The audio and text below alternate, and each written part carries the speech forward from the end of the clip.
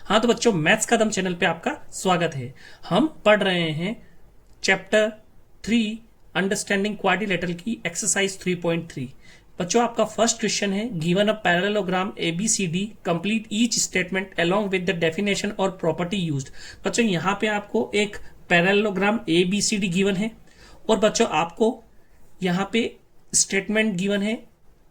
तो बच्चों आपको क्या करना है कि डेफिनेशन और जो भी प्रॉपर्टी हमने पढ़ी है उसको यूज करते हुए बच्चों इसको आपको कंप्लीट करना है। तो सबसे पहले देखेंगे हमारा है AD। तो बच्चों यहाँ पे AD क्या है? AD बच्चों ये हमारी साइड है ना। तो ये AD किसके इक्वल होगा? तो बच्चों हमने पढ़ा है कि पैरेललोग्राम में अपोजिट साइड्स आर इक्वल। तो AD जो होगा बच्चों वो किसके? BC के इक्वल होगा, है ना बच्चों। तो यहाँ पे मैं क्या लिख सकता हूं? अपोजिट साइड्स आर इक्वल, है ना बच्चों। क्या लिख सकते हैं? Opposite sides are equal. ठीक है। इसके बाद बच्चों देखते हैं अपन OC। तो ये OC है। तो बच्चों ये है हमारा क्या है? ये है हमारा डायगोनल। और डायगोनल को क्या करते हैं? पैरेललोग्राम के बाइसेक्ट करते हैं। तो OC इक्वल टू क्या होगा बच्चों? OA। तो OC इक्वल टू OA। तो बच्चों मैं यहां पे क्या लिख दूंगा? Diagonals bisect each other.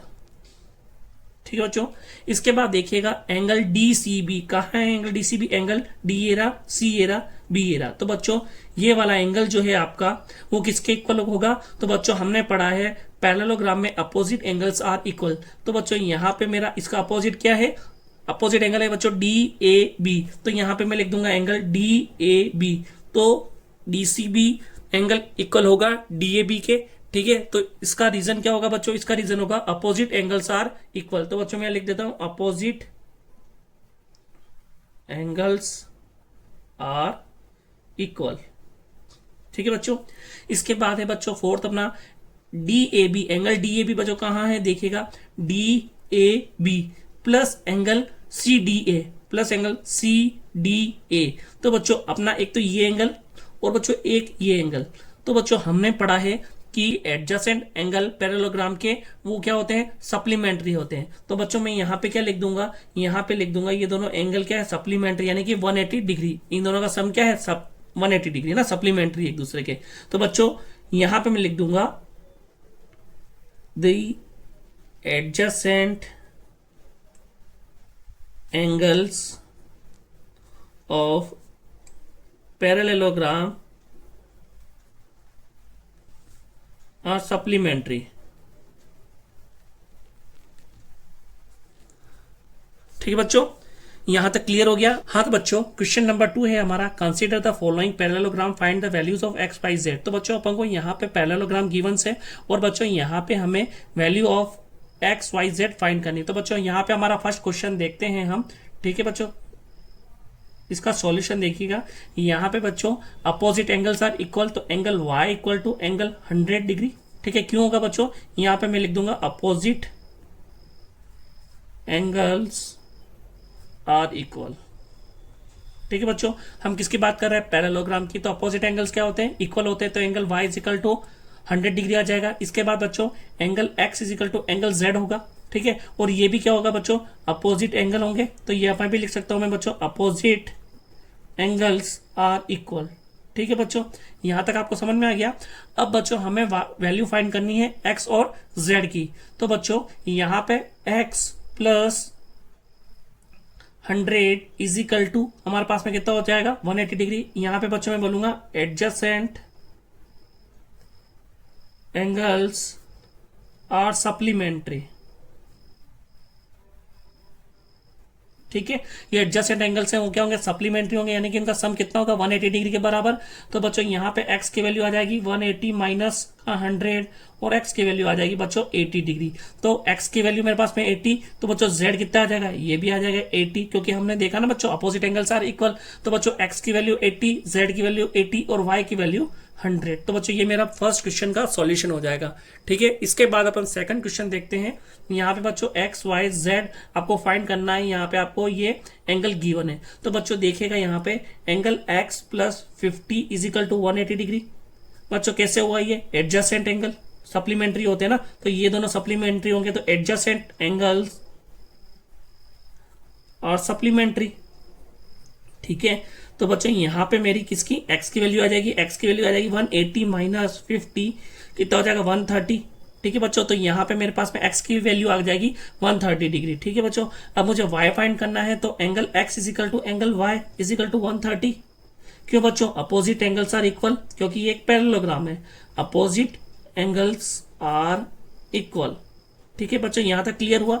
इसके बाद बच्चों आपको फाइंड करना है वैल्यू z। तो बच्चों यहाँ पे ये 50 है, तो ये कितना होगा, ये भी 50 होगा। तो बच्चों यहाँ पे मैं लिख देता हूँ 50 plus angle z is equal to 180 degree.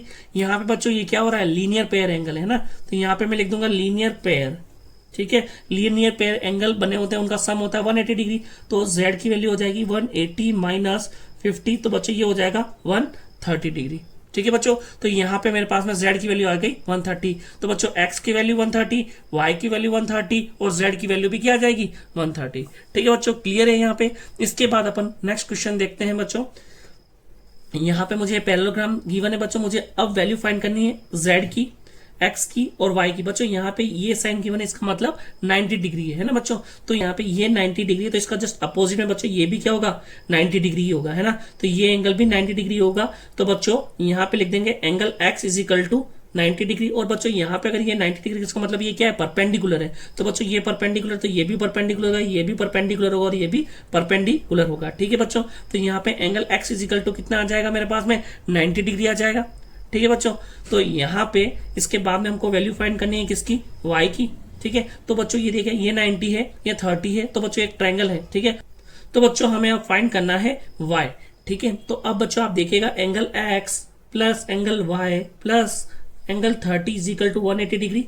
बच्चों ये क्या है, राइट एंगल ट्रायंगल है ना, तो राइट एंगल ट्रायंगल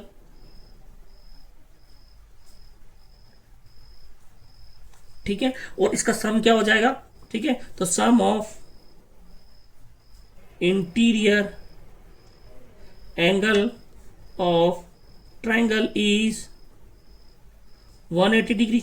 ठीक है बच्चों, तो यहां पे देखिएगा x की वैल्यू मेरे पास में क्या है 90, y की वैल्यू बच्चों देखिएगा यहाँ पे मुझे फाइंड करनी है और 30 मुझे गिवन है, तो ये हो जाएगा 90 प्लस 30 120, तो 180 माइनस 120 बच्चों y की वैल्यू मेरे पास में आ जाएगी 60 डिग्री। तो बच्चों मुझे x की वैल्यू पता हो गई, y की वैल्यू मुझे पता हो गई।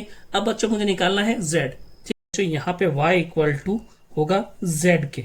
देखिएगा बच्चों यहाँ पे ये लाइन है इस लाइन के पैरेलल पे। ठीक है बच्चों, जब ये लाइन इस लाइन के पैरेलल होती है ना, तो देखना बच्चों यहाँ पे जो एंगल फॉर्म होता है इसको हम क्या बोलते हैं, अल्टरनेट एंगल। ठीक है बच्चों, तो अल्टरनेट एंगल क्या होंगे, इक्वल होंगे। तो y की वैल्यू जो होगी वही z की होगी। तो बच्चों y की वैल्यू हमने फाइंड की कितना है 60, तो z की वैल्यू भी कितनी आ जाएगी 60। तो बच्चों x की वैल्यू हमारे पास में 90 है, तो y और z कितना हो जाएगा 60 डिग्री। ठीक है बच्चों, तो बच्चों देखिएगा यहाँ पे हमारे पास में ये एंगल गिवन है, ये है कितना 80 डिग्री। तो बच्चों angle y equal to 80 degree हो जाएगा, क्योंकि पैरेललोग्राम में अपोजिट एंगल्स जो होते हैं वो क्या होते हैं, इक्वल होते हैं। तो बच्चों यहाँ पे मैं लिख दूंगा अपोजिट एंगल्स आर इक्वल। ठीक है बच्चों, ये क्लियर हुआ आपका। इसके बाद बच्चों हम देखते हैं यहाँ पे x की वैल्यू फाइंड करनी है हमें। तो बच्चों यहाँ पे x plus Y equal to 180 degree. क्यों बच्चों, क्योंकि ये दोनों एडजेसेंट एंगल्स है और एडजेसेंट एंगल्स पैरेललोग्राम में क्या होते हैं, सप्लीमेंट्री होते हैं। तो बच्चों मैं यहाँ पे लिख दूंगा adjacent angles in parallelogram is supplementary. ठीक है बच्चों, सप्लीमेंट्री का मतलब होता है 180 डिग्री। तो x प्लस वाई मेरा कितना हो जाएगा 180 डिग्री, तो y की वैल्यू हो जाएगी 80 और ये हो जाएगा हमारे पास में x की वैल्यू 180 माइनस 80 और x की वैल्यू बच्चों मेरे पास में आ जाएगी 100 डिग्री। ठीक है, अब बच्चों हमें फाइंड करना है z की वैल्यू। तो बच्चों देखना यहाँ पे ये है 80 डिग्री और ये है बच्चों हमारा z। तो बच्चों क्या होता है पैरेललोग्राम में ये जैसे पैरेलल लाइन है ना, तो पैरेलल लाइन होती है। तो बच्चों यहाँ पे ये एंगल और ये एंगल, ठीक है बच्चों, ये होते हैं कॉरस्पॉन्डिंग एंगल। तो बच्चों ये दोनों एंगल क्या होंगे, इक्वल होंगे। तो z इज इक्वल टू बच्चों आ जाएगा 80 डिग्री और इसको मैं लिख दूंगा कॉरस्पॉन्डिंग एंगल। और बच्चों ये कॉरस्पॉन्डिंग एंगल जो होते हैं ना, वो लाइन पैरेलल होती है तो ही कॉरस्पॉन्डिंग एंगल एग्जिस्टेंस में आते हैं। आपकी लाइन पैरेलल होती है तो एक कॉरस्पॉन्डिंग एंगल और एक अल्टरनेट एंगल दोनों एग्जिस्टेंस में आ जाते हैं। तो बच्चों यहाँ पे कॉरस्पॉन्डिंग एंगल है z इक्वल टू 80 डिग्री। तो बच्चों यहाँ पे हमारे पास में आ जाएगा z की वैल्यू। तो x की वैल्यू बच्चों 100 डिग्री हो गई, y की वैल्यू 80 डिग्री हो गई और z की वैल्यू बच्चों 80 डिग्री हो गई। इसके बाद बच्चों नेक्स्ट क्वेश्चन देखिएगा, यहाँ पे आपको यहाँ पे एक एंगल दे रखा है जिसकी वैल्यू है 112 डिग्री। यहाँ पे x, y और z की वैल्यू आपको फाइंड करनी है। तो देखिएगा बच्चों, यहाँ पे y इक्वल टू हो जाएगा 112 डिग्री। तो y की वैल्यू 112 डिग्री है। ये आई बच्चों कहाँ से? अपोजिट एंगल्स, किसके? पैरेललोग्राम के। तो अपोजिट एंगल्स आर इक्वल, है ना। तो पैरेललोग्राम में अपोजिट एंगल्स क्या होते हैं? इक्वल होते हैं। इसके बाद बच्चों ये ट्रायंगल देख लीजिएगा। तो बच्चों लिख देता हूं मैं यहाँ पे x plus Y plus 40 equal to 180 degree. क्योंकि बच्चों ये क्या है, हमारे पास में एक ट्रायंगल है। तो हमें पता है बच्चों sum of interior angle of triangle is 180 degree. ठीक है बच्चों, सम कितना होता है? 180 डिग्री। तो x की वैल्यू बच्चों मुझे फाइंड करनी है। y मेरे पास में गिवन है 112 और 40 मुझे गिवन है। तो बच्चों यहाँ पे मुझे x की वैल्यू मिल जाएगी। तो x की वैल्यू हो जाएगी बच्चों, यहाँ पे 112 को मैं 40 से प्लस करूंगा तो बच्चों ये हो जाएगा 152 और 152 इधर से इधर आएगा तो बच्चों क्या हो जाएगा? ये माइनस का हो जाएगा। तो x की वैल्यू आ जाएगी मेरे पास में 28 डिग्री। ठीक है। और बच्चों अब मुझे फाइंड करना है z की वैल्यू। तो बच्चों यहाँ पे ये x है और बच्चों ये है z। तो बच्चों x is equal to angle z होगा। क्यों होगा? यहाँ पे देखिएगा ये साइड इस साइड के क्या है? पैरेलल है। और बच्चों जब पैरेलल होती है ना तो यहाँ पे अल्टरनेट एंगल्स, ठीक है बच्चों, क्या हो जाएंगे? यहाँ पे अल्टरनेट एंगल्स क्या होंगे? इक्वल होंगे, है ना। तो ये हो जाएगा अल्टरनेट एंगल। ठीक है। और बच्चों अल्टरनेट एंगल मेरे कब एग्जिस्टेंस में आते हैं? जब हमारी लाइन पैरेलल होती है। तो angle x is equal to angle z मेरे पास में इसकी वैल्यू कितनी आ जाएगी बच्चों? 28। तो y की वैल्यू 112 और x और z की वैल्यू आ जाएगी 28 डिग्री। तो बच्चों यहाँ पे मेरा एक्सरसाइज 3.3 का सेकंड क्वेश्चन फिनिश हुआ। अब देखते हैं अपन थर्ड क्वेश्चन। तो बच्चों देखिएगा यहाँ पे मैं एक आपके सामने ABCD पैरेललोग्राम बना रहा हूँ, AB और बच्चों ये हो जाएगा मेरा CD। ठीक है। अब बच्चों इसमें फर्स्ट दे रखा है angle B plus angle D। तो बच्चों ये हो जाएगा मेरा एंगल B और बच्चों ये हो जाएगा एंगल D। तो angle B plus angle D equal to 180 degree.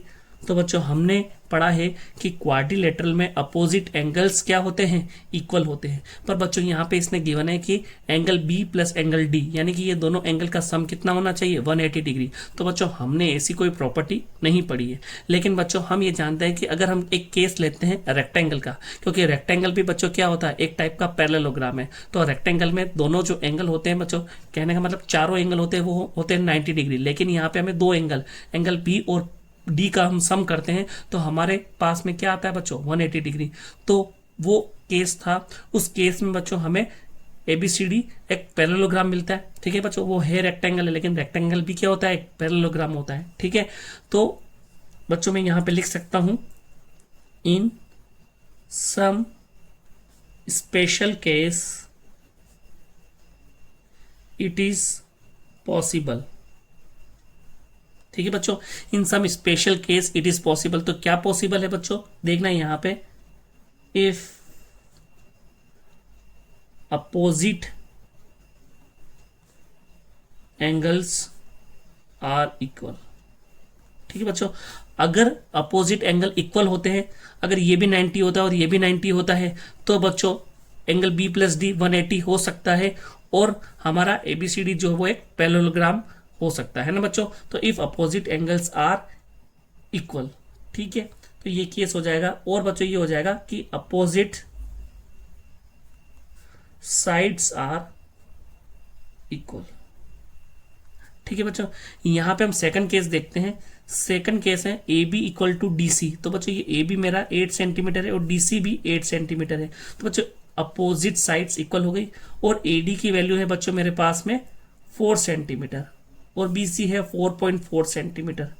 ठीक है बच्चों, इस सेकंड केस में तो यहाँ पे तो बच्चों ये क्या हो रहा है? इक्वल है, लेकिन यहाँ पे दोनों साइड इक्वल नहीं है। तो बच्चों यहाँ पे मैं सेकंड में लिख दूंगा AB equal to DC equal to 8 centimeter, but AD is not equal to BC, so it is not a parallelogram.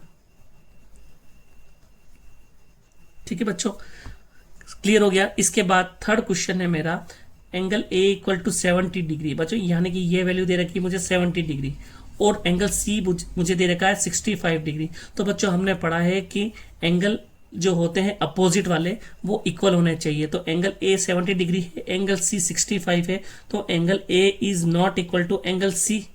ठीक है, तो आप देखिएगा बच्चों,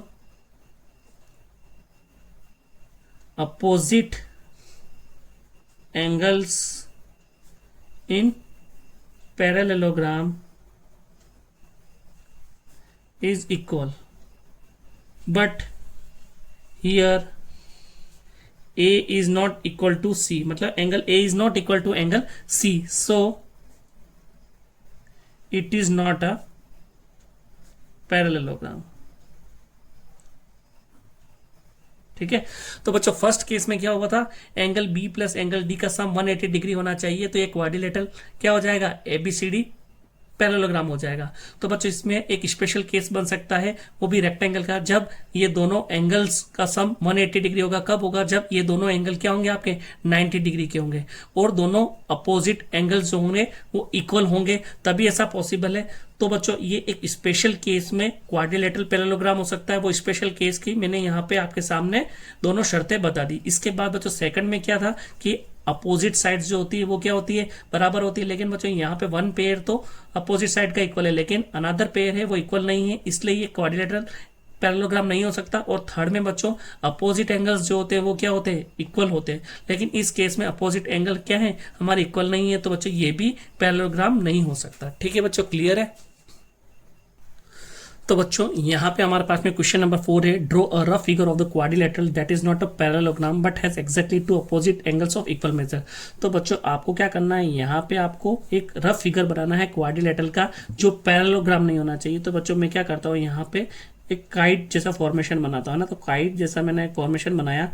तो बच्चों देखिएगा यहाँ पे काइट में क्या होता है कि हमारे पास में ये दोनों साइड क्या होगी, इक्वल लेंथ की होगी, और इधर से ये दोनों साइड क्या होगी, इक्वल लेंथ की होगी। इसको नाम दे देता हूँ ABCD। ठीक है बच्चों, और यहाँ पे दो एंगल क्या होने चाहिए, इक्वल होने चाहिए। तो बच्चों ये एंगल होगा इसके इक्वल। ठीक है, यहाँ पे बच्चों angle B equal to angle T होगा, लेकिन एंगल A और C इक्वल नहीं होंगे, है ना। तो है ना, here angle A is not equal to angle C। तो बच्चों मैंने एक रफ फिगर बना दिया, और यहाँ पे अपन लिख सकते हैं बच्चों, that is not a parallelogram, that is not a parallelogram. ठीक है बच्चों, यहाँ पे हमें एक रफ फिगर बनाने के लिए बोला, हमने रफ फिगर बना दिया यहाँ पे। ठीक है बच्चों, हाँ तो बच्चों अपन क्या कर सकते हैं इस क्वेश्चन के अंदर, आप चाहें तो देखो बच्चों आप क्या कर सकते हो, इसको अगर मैं यहाँ पे एक बीच में डायगोनल बना देता हूँ, एक कॉमन है ना, तो बच्चों यहाँ पे मैंने एक डायगोनल ड्रॉ कर दिया। यहाँ पे आप देख सकते हैं मेरे पास में दो ट्रायंगल है बच्चों, एक ट्रायंगल ये रहा, एक ट्रायंगल ये रहा। तो बच्चों अपन क्या कर सकते हैं, कॉन्ग्रुएंसी के रूल से बच्चों यहाँ पे देखना, ये साइड इस साइड के बराबर है, और बच्चों ये साइड इस साइड के बराबर है। ठीक है, और यहाँ पे बच्चों हमारे पास में क्या है, एक कॉमन बेस है ना, कॉमन साइड हो जाएगी बच्चों यहाँ पे, तो दोनों में कॉमन साइड हो जाएगी। तो बच्चों यहाँ से मेरा ये वाला ट्रायंगल इस ट्रायंगल के क्या होगा, कॉन्ग्रुएंट होगा। और बच्चों by S side side side congruency से बच्चों अपन क्या प्रूव कर सकते हैं कि angle B equal to angle DB हो सकता है। ठीक है बच्चों, ये भी आप इसके अंदर शो करके बता सकते हैं कि angle B equal to angle D है। ठीक है बच्चों, उसके बाद हम देखते हैं question 5, the measure of two adjacent angles of a parallelogram are in the ratio 3:2, find the measure of each of the angles of the parallelogram. तो बच्चों देखिएगा यहाँ पे मैं एक पैरेललोग्राम ड्रॉ कर रहा हूँ। यहाँ पे देखना बच्चों, इसको मैं नाम दे रहा हूँ ABC और D। तो बच्चों यहाँ पे देखना, यहाँ पे हमारे पास में टू एडजेसेंट एंगल्स की बात की, तो टू एडजेसेंट एंगल्स बच्चों मैं यहाँ पे ले रहा हूँ एंगल A और एंगल B। तो angle A plus angle B equal to 180 degree. ठीक है बच्चों, ये हो जाएगा adjacent angles are supplementary, adjacent angles are supplementary, parallelogram की बात हो रही है ना बच्चों। ठीक है। तो यहाँ पे हमें पता है कि दोनों का रेशो क्या है 3:2, तो इसको मैं मान लूंगा बच्चों 3x और इसको मान लूंगा मैं 2x, तो ये हो जाएगा मेरे पास में 3x plus 2x is equal to 180 degree, तो ये हो जाएगा 5x इजिकल टू 180 डिग्री और x की वैल्यू आ जाएगी 180 डिवाइडेड बाय 5, तो ये आ जाएगा बच्चों 180 को डिवाइड कीजिए 5 से, तो 5 3 जा 15 और यहाँ पे हमारे पास में रिमाइंडर आएगा 3, तो ये हो जाएगा 36 है ना, 5 6 जा 30 और ये हो जाएगा 36, ठीक है। तो x की वैल्यू आ जाएगी 36, तो यहाँ पे एक एंगल आ जाएगा मेरे पास में 3x, तो इसकी वैल्यू आ जाएगी 3 इंटू 36, तो ये आ जाएगा 108 डिग्री और दूसरा है 2x यानी कि 2 इंटू 36 यानी कि 72 डिग्री, तो एक एंगल आ गया 108 और दूसरा एंगल आ गया मेरे पास में 72 डिग्री। अब बच्चों ये बोल रहा है measure of each of the angles of parallelogram, तो बच्चों हमें पता है कि angle A equal to angle C होगा और angle B equal to angle D हो जाएगा, ठीक है। तो एंगल A की वैल्यू बच्चों मेरे पास में कितनी है, यहाँ पे मान लीजिए एंगल A की वैल्यू है मेरे पास में 108, तो एंगल C भी कितना हो जाएगा 108 और एंगल B की वैल्यू है मेरे पास में 72, तो एंगल D कितना हो जाएगा बच्चों 72। यहाँ पे मेरे पास में सारे चारों एंगल जो भी है उनकी वैल्यू मेरे पास में आ गई। तो बच्चों हमारे पास में क्वेश्चन नंबर 6 है the adjacent angles of a parallelogram have equal major, find the measure of each of the angles of a parallelogram. तो बच्चों यहाँ पे वापस से मैं एक पैरेललोग्राम ड्रॉ कर रहा हूँ, ये देखिएगा बच्चों ABCD, यहाँ पे बच्चों 2 एडजेसेंट एंगल्स ऑफ पैरेललोग्राम है इक्वल मेजर, तो बच्चों ये एंगल इस एंगल के इक्वल है, ठीक है। तो बच्चों यहाँ पे गिवन है हमारे पास में angle A equal to angle B, और बच्चों हमें पता है कि angle A plus angle B equal to क्या है हमारे पास में ये 180 डिग्री, तो बच्चों ये है मेरे पास में गिवन, ठीक है। और बच्चों ये पैरेललोग्राम है, तो angle A equal to angle C और angle B equal to angle B, यहाँ पे लिख दूंगा बच्चों in parallelogram opposite angles are क्या है मेरे पास में, अपोजिट एंगल्स है मेरे पास में इक्वल, तो अपोजिट एंगल्स आर इक्वल, ठीक है बच्चों। यहाँ पे ये चीज क्लियर हुई। इसके बाद बच्चों A plus B equal to 180 degree कैसे होगा, ये होगा बच्चों एडजेसेंट एंगल्स आर सप्लीमेंट्री, ठीक है। तो बच्चों अब देखना यहाँ पे angle A equal to angle B है ना, तो यहाँ पे angle A plus angle A B को मैं ये लिख सकता हूँ ना 180 डिग्री, यानी कि 2 angle A equal to 180 degree और एंगल A की वैल्यू आ जाएगी 180 डिवाइडेड बाय 2, यानी कि ये आ जाएगा मेरे पास में 90 डिग्री, यानी कि A की वैल्यू 90 डिग्री, एंगल B की वैल्यू भी बच्चों कितनी हो जाएगी 90 डिग्री, यानी कि ये एंगल और ये एंगल कितना हो जाएगा अपना 90 डिग्री। तो उसके बाद बच्चों हमें पता है कि एंगल A किसके इक्वल है C के, तो C की वैल्यू 90 डिग्री और एंगल D की वैल्यू भी क्या जाएगी 90 डिग्री। तो बच्चों कहने की बात यह है ये पैरेललोग्राम क्या होगा आपका, ये होगा मेरा एक रेक्टेंगल। यहाँ पे चारों एंगल 90 डिग्री के हैं, अपोजिट साइड्स इक्वल है, अपोजिट साइड्स पैरेलल है, तो बच्चों ये कंडीशंस किसकी होती है, रेक्टेंगल की, ठीक है बच्चों, क्लियर है।